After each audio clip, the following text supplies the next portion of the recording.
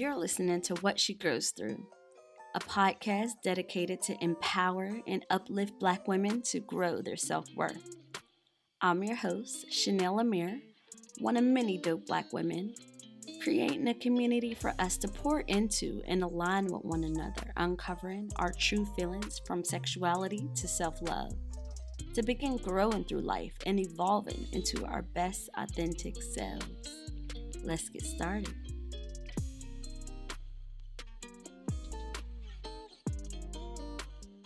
What's up, beautiful? It's your girl, Chanel Amir, back again with another episode of the What She Grows Through podcast. And welcome to our self-care summer series. Hi.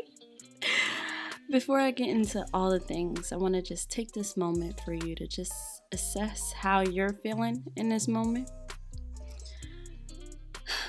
I hope breathing easy as you deserve and soaking up this last month of the summer. And if you're feeling anything like me, then it's more on the determined yet tired side of things. I'm getting it. Best believe I'm getting it. I'm doing it. But your girl is tired. Making the importance of this series that much deeper and better. Now, more than ever, it's essential for us to lean in, embrace our truth and grow mindfully together. As women of color, our journey is, intertwined with understanding our mental well-being, celebrating every curve and shade of our bodies, and positively, and being that uplifting, force, I guess, in our beautiful Black community. Now, this series, I'm using this shared platform not just to advocate for our Black and Brown sisters, but to create a sisterhood, a space where we hold each other up and illuminate our paths. Together, we're not just moving forward, we're thriving, flourishing, and embracing every part of our story. We're growing, right? So I created this series because it's something not only I need to incorporate more in my life, but of course share the gems that I learn and gather along the way with you to consider aligning with along your journey as well. So we sparked it with my girl, friend, and mentee Passion J, sharing all things personal growth and, her journey and how she incorporates self-care in her life. And now we're going to continue diving all the way in. So get your notebook or your journal and let's get into it. Let's dive deep, let's connect, and let's journey towards the best version of ourselves. Because, when one rises, we all soar.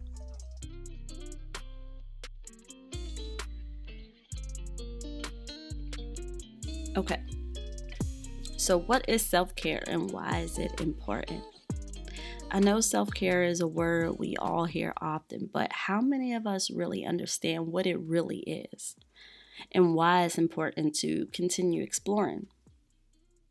Now, the definition of self-care is the deliberate actions we take to care for our physical, mental, and emotional health. And I know I'm not the only one who feels as though these days have been coming and going so fast. It's easy to get caught up in the hustle and grind of it all, working, getting to these goals, crossing off all the things that we got to do and schedule, and it goes on and on. And we keep doing this, neglecting our own needs. Now, self-care is a reminder that is not only okay, but absolutely necessary to put ourselves first sometimes. We need to include ourselves. And if we're able to utilize this into our lives, incorporate regular self-care, it can literally change the game.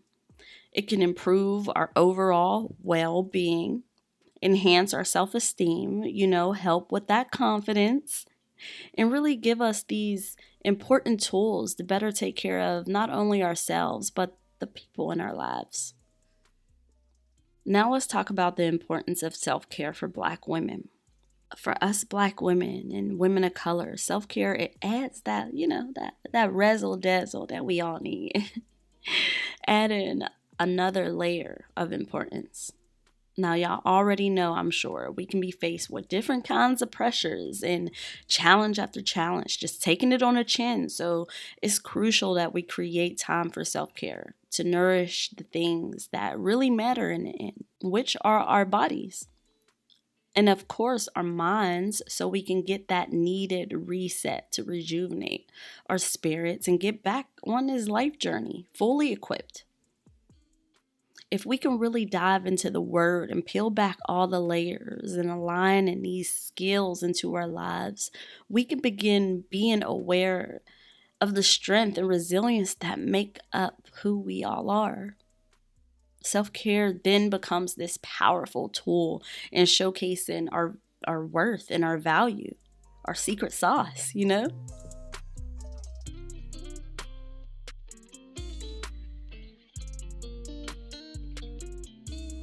Okay, so to understand why all this is important in embracing the art of journeying towards wholeness, we got to break it down and realize how much of all this is tied into our mental health. This right here, our mind, it makes up our perception of how we see the world. So we got to dig deep here and uncover ourselves. The path to mental health, it is not easy. Let me just tell you that it is not easy.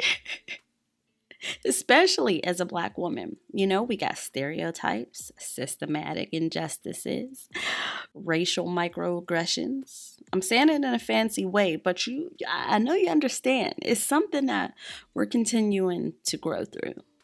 Now, in this moment, we're tired of being this quote unquote strong Black woman, although we have so much strength in us because, you see, we just keep grinding and grinding, but that's going to lead us down a path of overwhelm and burnout, leading us neglecting our own emotional needs, not as women or Black women, but just as human beings. Prioritizing our mental health starts with acknowledging its importance. Considering, of course, practices like therapy, talking with an unbiased professional, trained in understanding all this shit, slowing down to catch your own breath. Let's talk about that. Like just catching your own breath, slowing down, being okay with doing nothing, meditating, journaling. These things work, beautiful. That's why I say it often. Therapy, it provides that safe space to express your emotions and get some help navigating these challenges of lifing. Like meditation, that helps, with maintaining all this stress that we can have bottled up inside. And journaling, whew, oh my goodness, that gives us this form of like an emotional release for real. It's dope.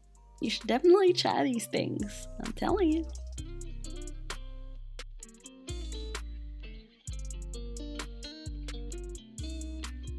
Okay, so now that we talked about nourishing our mind and talking about all things mental health, let's focus our attention on the body part of embracing the art of wellness and wholeness as Black women. Self-care means caring for ourselves, caring for our bodies, and just being appreciative of what our bodies do for us and allow us to have this experience of life. Your breath right now, your body, your lungs are automatically doing that for you. Your breasts, no matter the size, because your girl got some itty bitties over here, but I'm perfectly fine with that. But even though I would love to have them boobs that I had when breastfeeding my little people, we're not going to talk about that. even the little boobies out there. Shout out to all my itty bitty titty committee family out there. But we got to start admiring ourselves and engaging in more body positivity, embracing our own body, with all its unique features and beauty. For Black women, this often means overcoming this notion that we gotta look a certain way, have enough, and developing a love for this natural woman in the mirror. It all starts within, inside, which is why nourishing ourselves is key, mentally and physically. That's how we're taking care of our bodies. Practicing self love, loving on ourselves, practicing self acceptance, affirming our beauty regularly because, as we know, thoughts become things, and to surround ourselves with what we're affirming. That's people, that might be bubble baths, that's lotioning your body, that's deciding to have a piece of fruit. It all matters. Most importantly, beautiful, by continuing the path where we share our personal stories, positive messages. Now, that can curate a supportive tribe of Black women. And you know what we do when we come together. I don't know if you've seen that boat video. I'm sure you've seen it because we've been rising up. But yeah, we got to think about these things.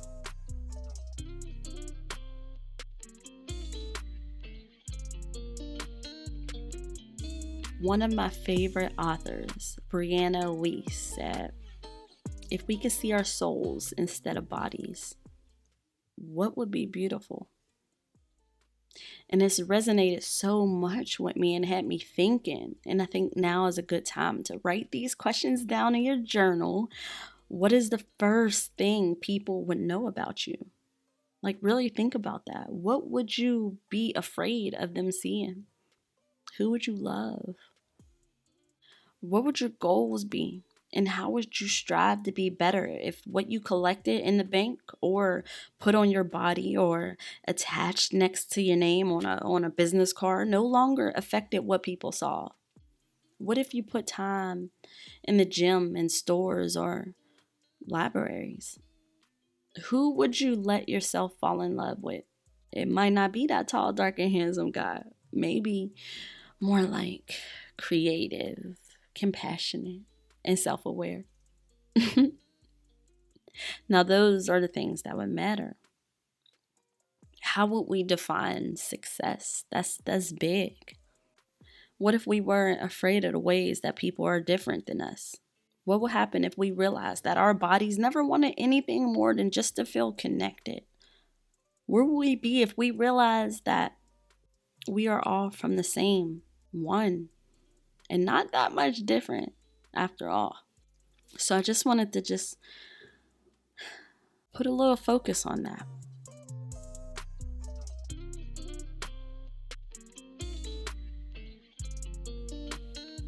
All right, beautiful. So now we're transitioning into a segment, and I believe is going to hit home for so many of us.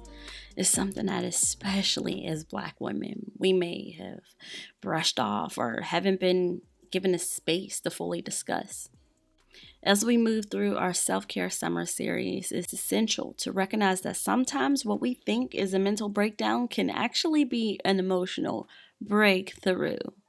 So let me break it down for y'all. Here are some signs. Let's talk about the duality of happiness. You're realizing that there's a difference between happy thoughts and happy feelings. How many times have you been told to think happy thoughts, but there's depth in realizing that there's a complete difference between those happy thoughts and genuine happy feelings. We're realizing that there's a difference between a way of thinking that lets you enjoy the moment and a way of thinking that makes you happy about the potential and the possibilities and things that are everything but what's actually happening. It's one thing to think positively, but it's another level when those thoughts manifest into deeper feelings. Now, this recognition, now that's growth. Next thing is rediscovering ourselves. Have you ever felt like looking in the mirror and wondering, who am I really? Like, think about that. Beyond the titles, beyond society's expectations, you come to terms with the face that you've been labeling yourself based off of either how people see you or how you think you should be. And that's that self discrepancy theory going on between what you think you want and what you actually want. And we'll talk about that in a later episode. But that moment of self questioning, no, that's not weakness. It's a sign of you peeling back layers, get into your authentic self. And that's what it's all about. It's a journey of rediscovering who you truly are. Now, another gem that I have is just thinking about reclaiming your mind. Decide not to be a victim of your own mind anymore. Now that's powerful. People don't have breakdowns unless they're on like a cliff looking down on a breakthrough. All they got to do is jump. I can honestly say that this is completely true. The year 2022 was such a trying year for me. Oh my goodness. Definitely a lot of breakdowns. Thinking about the entrepreneurship journey, that's the main thing that I think about when thinking about these breakdowns. I literally had to pay myself with a credit card in order to have enough funds to cover payroll and use whatever I had left to take care of the bills. And guess what? I was still short. I can laugh about it now, but OMG, it was so tough. On top of being a single mommy of two, I always say the two part, because two's a crowd. Of course, my best friend had to get married that year, so all the expenses of being a maid of honor, then my son going to kindergarten, daycare expenses, it went on and on. I literally felt like I crawled into 2023. And once it was the year 2023, I still needed a moment. I say all this to say that there's a light at the end of the tunnel. Me continuing on, figuring shit out, getting myself out, finally paying some of these contracts down, seeing profits for once, getting more of my time back, continuing to focus on what I wanted and where I was going. I said I wanted to be her now, right? Well, to get to the woman that I continue to aspire to be is most definitely going to take a whole lot of breakdowns. But I'm aware and mindful that it's all part of the journey. It's all wisdom, lessons to learn. It's about taking control, saying no more to the negative self-talk, and realizing that you hold the power over your mind. It's the ultimate act of self-love and self-care. Now, these signs, they're more than just fleeting feelings. They align with our series because they echo the transformation that we're diving into. The journey of nurturing our minds, our bodies, and our spirits. It's about recognizing the signs and understanding them as milestones on our path to wholeness and well-being. So let's dive into some strategies and tips to navigate these moments and truly harness them for growth. You ready? Let's get into it.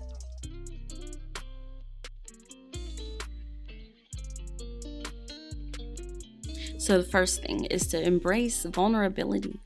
You know, when we talk about emotional breakthroughs, being vulnerable is our first step.